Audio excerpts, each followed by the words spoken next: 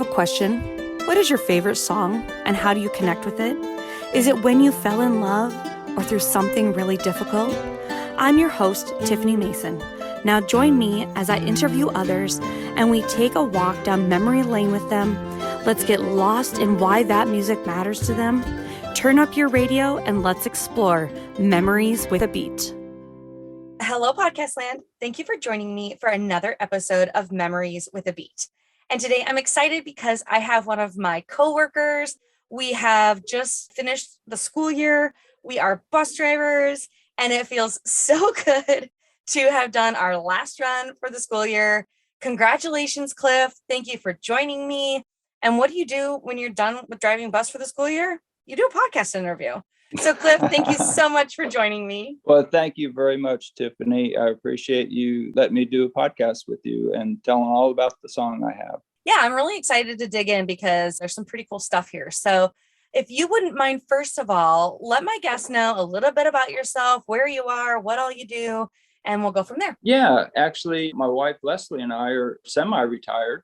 She's a nurse, and with the nursing shortage and stuff, she decided to go back for a couple of days to help out. She's in with women's health, and so it's real important that they have plenty of staff there, so she's doing her part. And I had retired from an Anheuser-Busch wholesaler and was off about 7 months and decided to go back to work part-time, but it turned out to be more of a full-time job with St. Johns County here in Florida as a school bus operator and enjoying it quite a bit. Our children, who are now out of the house, at one time when they were younger, were in the scouting program. And so we're used to helping children to navigate through life to adulthood, as we were both scout leaders at that time. And I love to drive, so it happened to be a perfect fit, as I'm sure it is for many. How many years have you been driving, Cliff? The bus now, I'm going on 5 years. Oh, yeah. Wow. Okay. And have you always lived in the Florida area? No, we moved here about 33 years ago. We lived in Southern California at the time, Long Beach area, Lakewood, and we were there most of my childhood. Okay. And I know we're going to revisit California later on in the interview. You know, actually, I want to ask you, you also have a podcast, right? So tell us a little bit about your podcast and what you do with that and what it's about. Yeah, absolutely. And if I could talk about Virtual You for just a second, if you don't mind. Please, go ahead. Yeah. If you're beginning a podcast or you're a seasoned podcaster, or if you're a business owner that is looking to start a podcast and maintain it in order to increase your business that you have, Virtual You, I mean, it's just a phone call away. You know, sometimes I feel like creating the podcast and it flows. Other times, you know, after I created it, now I have to do the recording. And then after you do the recording, you got to sit down and mix it. And then after you mix it, you have to go onto social media and figure out a way to get it out to everybody. When actually, it's just a phone call away. Virtual You. I mean, you do it all, or any piece of it. If you just don't like mixing, that's perfect. You know, you'll be able to do that for anybody, and especially entrepreneurs who have their own business. They don't have time to mess with that. I know I've had a few businesses in the past as well, and I did not. I was too concentrated on the business. So kudos to you for having a business and supporting podcasters and stuff. So thank you for that. And I appreciate that, Cliff. Yeah. Now about my podcast. Yeah. It's called The Right Spot. If you go to Spotify on your search engine and type in The Right Spot, you'll see a bright orange logo. It has 2 dots on it, one blue and one orange. And one of them has for kids games. And on that, I have episodes of Simon Says. And I created it so if the kids are sitting in a car with seatbelts on, they can still play it. They don't have to stand up or anything like that. So I created it mainly for the students on the bus to give them something to do as we're going around driving and stuff. And they really seem to enjoy it. So I got some episodes on there. You can put the first one on and just let it roll. And, you know, when the kids are in the back seat and they're playing all their games and stuff like that, sometimes they just get tired of it. It's the perfect thing to do. Put that podcast on and let them play some Simon Says. No, my daughter would really like that, especially like we don't live that far from Orlando. So, you know, it's about a 2-hour drive. We put the kids in the car. You know, they're so content with their stuff for a short amount of time. But like, I know my daughter, she actually cannot play on electronic devices very long because she gets car sick. So she literally can only stare out the window or sleep. this would be a great solution for her for that. And I love that it's also Right. like non-distracted driving for parents or yourself as a school bus driver, where Right. you just play it, they do their thing, you focus on driving, but they're happy, they're not complaining, So I think that's great. And I love that we're just such a binge society anymore, that one will just go into the next, and before you know it, you're at Disney World or Yes, SeaWorld or Orlando, just doing whatever you want to do there. So I think that that's really smart. exactly. Yeah. And, I enjoy playing Simon Says too. So, not while I'm driving, but it's a lot of fun as well. So the adults can play too that are in the car that aren't driving. And I have a second podcast. It's also called The Right Spot. And it just says hosted by Cliff Doucette. And in those episodes, I try to deal with everyday life experiences, places. I use some original music and with a little bit of twist to it, and just some good, clean fun for the entire family. And it also gives me a great avenue to be creative and express the things that are happening in our world right now. Yeah. Well, I think that's a great thing about driving bus too, is that you get those hours in between. So it's giving you the opportunity to do something with your time, make a little bit of income, but also in between there, you're getting the ability to be creative and put your podcast out and do things like that. I also love that you are just such a musician at heart. And I love that you are incorporating some original music. I will have information for both podcasts in the show notes. So if you guys are interested or you're wanting to pull it up on a car ride, the information will be in the show notes for you guys. That being said, let's jump into your song. What song did you choose? And then you can go right into why you chose it.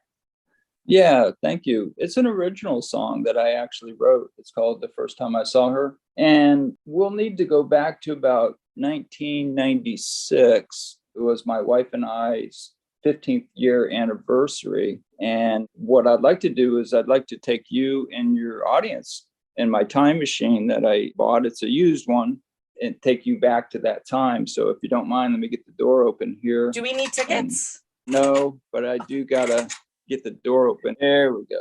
Need a little Now, WD-40 on that hinge. yeah, if we can get you and your audience to just make your way through the door, go all the way back to the back, everybody, please. Yes, I know there's no seats. I'm sorry, it's an old one. Everybody in. I think we got all of your audience in. Yes. Like we tell the kids, 3 to a seat. I know it's tight, but make room. Exactly. Now let me get the door closed. Speaking about WD-40. All right, great. So I'm going to set the time machine for 1996.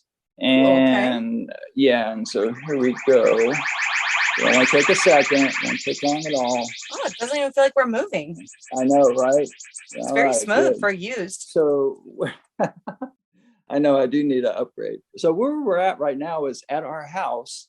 And I've taken a chair from our dining room table and I've put it into the center of the floor. And I asked my wife to have a seat because we're getting ready to go out for dinner for our 15th year anniversary. First time I saw her, she was in the doorway of a California bungalow, and she was hot.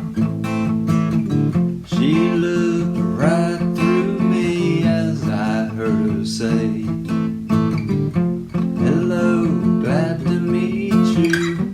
My name is la-da-dee-da-dee-da-da, la-da-dee-da-da, la-da-dee-da-dee-da-da." And what I had done was, prior to that, about a week before, is I was looking for just the right card for her. And I went to a couple different stores and just couldn't find it. And I came home and I was like, man, what am I going to do now? So I looked up what to get your wife on her 15th anniversary. And it was like crystal and stuff. I was just like, man, we're living paycheck to paycheck. That's a little pricey Right. for me, something like that. So I grabbed my guitar and I was just sitting there and I was just strumming it. And I thought, oh, I know, I'm going to write her a song. And then as I was sitting there thinking about it, I was like, wow, what am I going to write about? And it just hit me, I thought, oh, wow, I'll just go ahead and write about the first time I met her.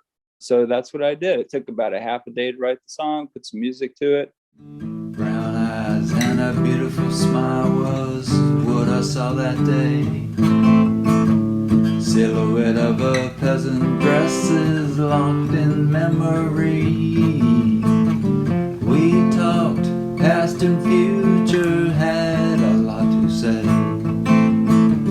We put our hands together and I heard her say, la-da-dee-da-dee-da-da, la-da-dee-da-da, la-da-dee-da-dee-da-da. And so after I completed the song, it's only a couple verses, but it really says everything about the first time that I met her that I wanted to say. So what I did is I went down to the art store and got a piece of manila paper and I brought it home, put it into the printer, and I printed off a music staff. And then I went and handwrote the words on it and I put the notes on it with it, and then went down to the store and got a picture frame, a nice picture frame, framed the paper, and then I wrapped it up and I put a bow on it. And so when she was sitting in the living room, I went and got it out of the other room and I brought it out and handed it to her. And she goes, "What's this?" I said, "Oh, just open it." I said, "It's for you." And so she opened it up, she looked at it and she was like, "What's this?" And I said, "It's a song I wrote. It's a song I wrote about the first time we met." And so she started getting a little teary-eyed, and so did I. So I went and I got my guitar and I sat on the couch right across from her. And I said, "Now I'm going to play it for you." And so I barely was able to choke out the words because I was really, really feeling it. You know how it is when you first get married and you're like holding hands together and you're looking into each other's eyes and you can barely say your nuptials because you know, the feeling just takes over. But that's kind of how it was for me. But I did choke it out and both of us were a little teary-eyed at the end. And then we went out and had a really nice dinner afterwards. Oh, that's so sweet. Oh my gosh. So that was for 15 years, right? 15-year anniversary. Yeah. So the words to this song, are you ready for those? Okay. Absolutely. Right, lay it great. on me. Let's hear it. The words to the song are: first time I saw her, she was in the doorway of a California bungalow and she was hot. She looked right through me as I heard her say, "Hello, glad to meet you. My name is la da da da dee da da da da da dee da da." And what the doorway was is I was at my sister's house and sometimes I was watching her kids because she was either doing errands on a weekend or hadn't made it home from work yet. And I got off work earlier and I heard a knocking at the door and I went over to the door and opened the door and there was Leslie. I mean, it was like an angel at the door to greet me there. And I was just like, wow, you know, I got to get to know this lady. I didn't know if she was anything about her. It's just the first time I seen her. Well, come to find out, the reason she had come to the door was her niece and my niece, who I was watching, her niece and my niece played together.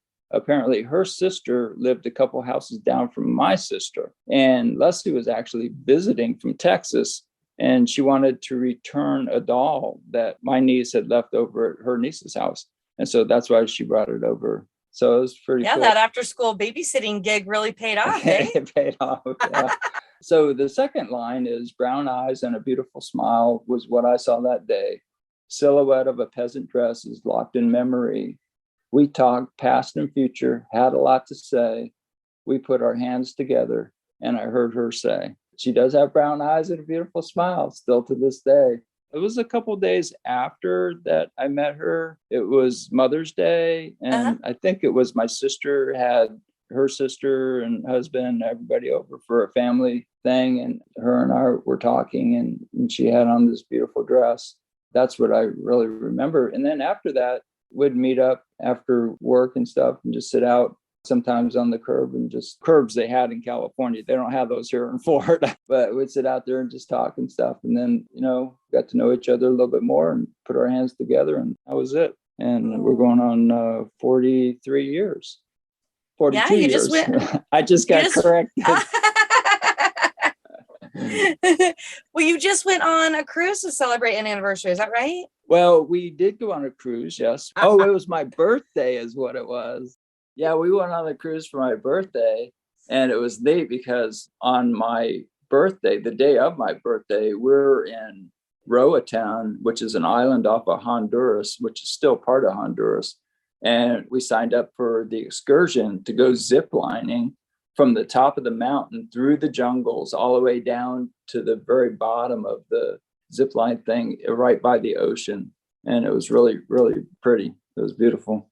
I love that you guys are still making such great memories together. Like sometimes when I feel like people fall in love at first sight, it's such a cool thing to explore that relationship, get married, have kids, do life, and everything is still just as amazing as when you met. I think that is just so awesome when that happens. So congratulations. That's so cool. Yeah, she's definitely my better half. That's for sure. Aw. We were talking a little bit about me being a musician. And in order to expand a little bit more on that, we're going to have to go back a little bit further in time, back to about 1977. Are we going to do the time machine again? We're not going to do the time machine because it's just a little stroll. And we're going to go to Waikiki Beach in Hawaii. Ooh. And we're going to walk away from the beach, up over the road and towards the Waikiki Resort Hotel. And the banner outside of the Waikiki Resort Hotel says Dennis Wise, Elvis impersonator, and special guest, The Glass Image. And The Glass Image is a band that I helped co-found right in high school. We were in Hawaii on tour for a 3-month tour. And prior to that, our band had toured for about 2 years. And we had toured California, Nevada, Arizona, and we still had full-time jobs during the week. Some of the guys were actually married and would pack up all our stuff on a Saturday morning and would go to wherever it was that we had a show, and then would either tear down that night or would stay the night and tear down Sunday morning and come back. And we did that every weekend. Sometimes we even did a Friday and we had to call in, get the day off work and stuff. And people that were in bands, now they know what I'm talking about.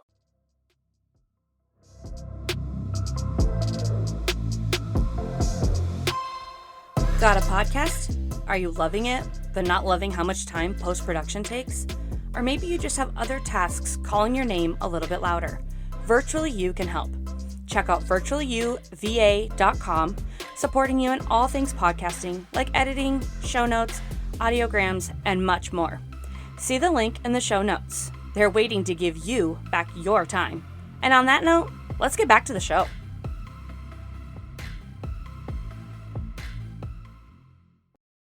I have a question for you. How did you come up with the name for your guys' band? Let's see. The Glass Image. Our lead vocalist and I and our bass player at the time, he ended up leaving the band and we got another bass player.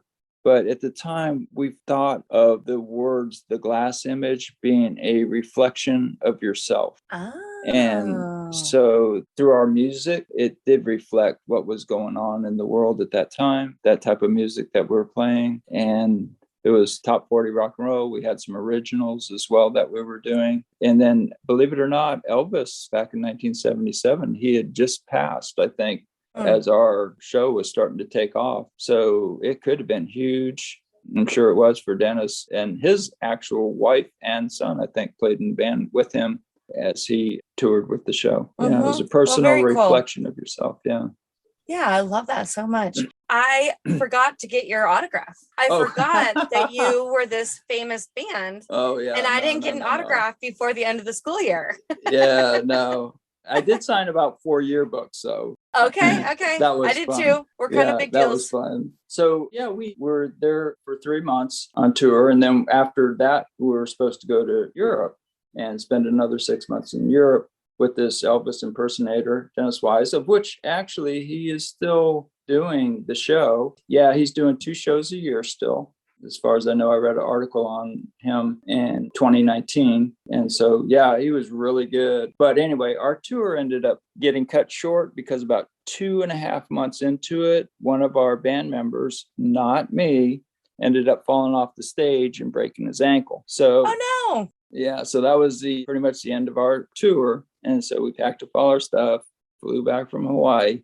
And one of the things I noticed while we're in Hawaii is we're living at the Waikiki Resort Hotel. And that is a whole lot different lifestyle, living with 6 band members and 2 roadies, or technicians, I should say. We all pretty much roadied, but it was a whole lot different than having full-time jobs at home and then playing on the weekends. Yeah. And coming back, I decided that, that really wasn't the lifestyle I wanted for myself. I had two great parents that actually supported me quite a bit. At that time, thinking I was leaning more towards getting married and maybe settling down and stuff. So I ended up quitting the band at that time. We're coming back. Yeah. And it was kind of an interesting transition, actually, because as I was coming back from Hawaii, that was my job. So now I have no job because I quit my full-time job almost 3 months ago. So I have no job. And we were making pretty good money at the time. All our room and board was paid for, and we're still getting a paycheck each week. But I was 21. I was 21 in Hawaii. So money didn't really stretch out like it should have. I ended up spending much more than I should have. So literally, I was out of a job, had very little money. The girlfriend I had at the time, we had broke it off before I left because long distance relationships just weren't in our future. So, and I had no place to stay because I had given up the room that I was staying in. So no job, no money, little money, no place to stay.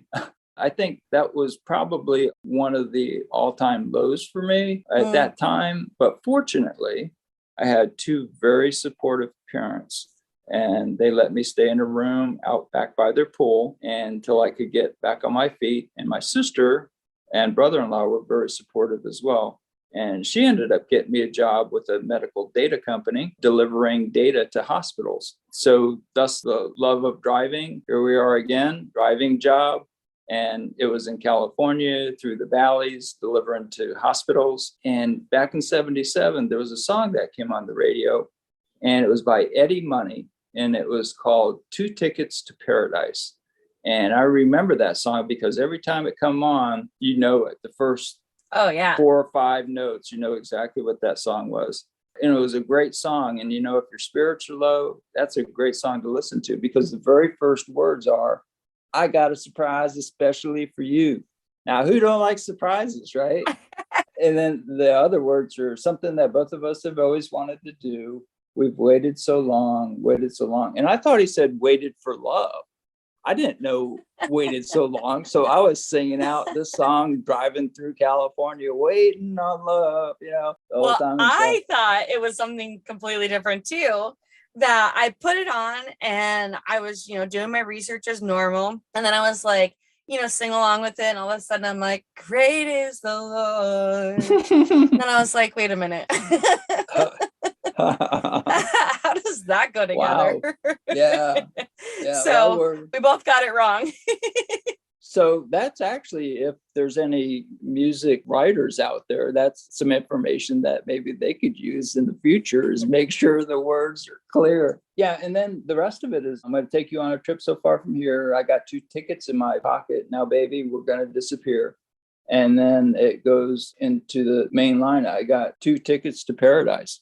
And as I'm driving through the valley, I'm thinking to myself, wow, paradise, what's paradise to me? And I just came back from what people would think are really paradise, being in Hawaii, which it was beautiful, tropical paradise. But for me, it just wasn't the paradise that I thought, would be best for me.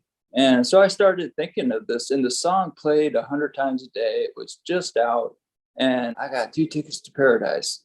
Started thinking, what is paradise to me? Well, after a few months of listening to this song, I thought, laying in a hammock, held up by 2 palm trees, and the sand overlooking the ocean with the mixed drink, that's paradise to me, And then he says, I got 2 tickets to paradise. So now I'm thinking, oh no, who is going to be in this hammock with me in paradise? It's going to be my mom. She was real supportive, or my sister. I'm like, no. And so you start thinking about people that and stuff like that, and who you would want to spend the rest of your life with and stuff. And in some way, subconsciously, I think when I opened up the door that day and met Leslie, I subconsciously had pictured, envisioned what this person would be like through that song. I think just by envisioning it over and over again, driving through California. So that was interesting turn of events, how that song, as I think back, kind of impacted some of my thoughts, whom I would possibly share my life with, I think, maybe. subconsciously. I don't know. One thing I would like to say, though, is, good parents are a gift. I know that by mine being so supportive and a treasure, if you will. When you open the treasure chest of communication with them and realize each time how special it is, because they can be the force that lifts you up when you're at your lowest, as mine were for me in that transition. And also, if you're going to change career paths like I did, go where you're appreciated and valued.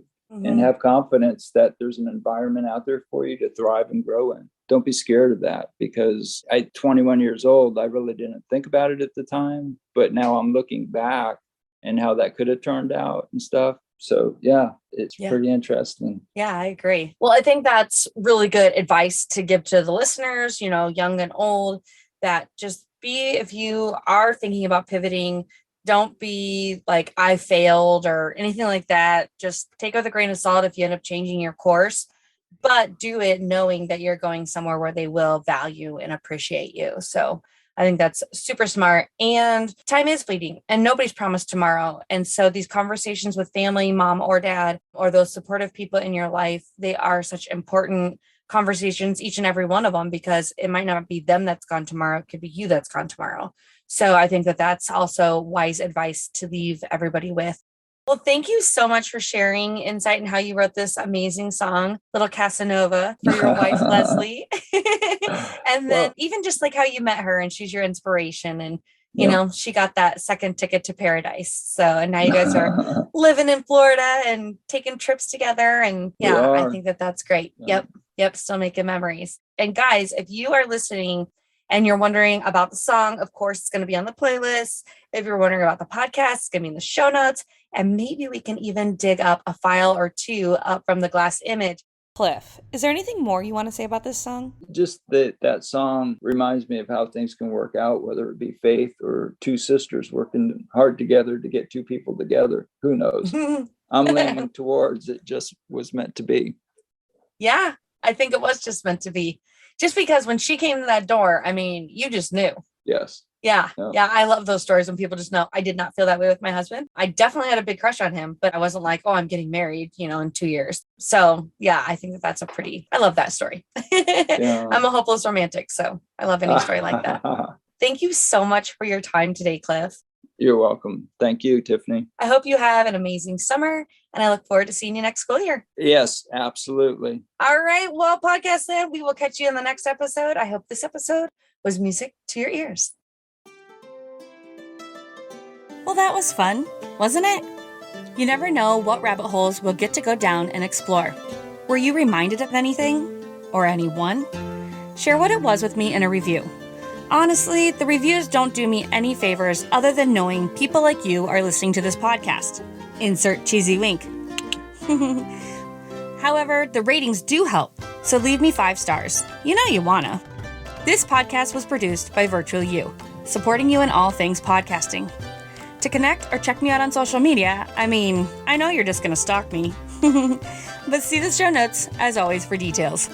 Can't wait to dive into my next guest's memories with a beat. Hit subscribe now. You don't want to miss the next episode.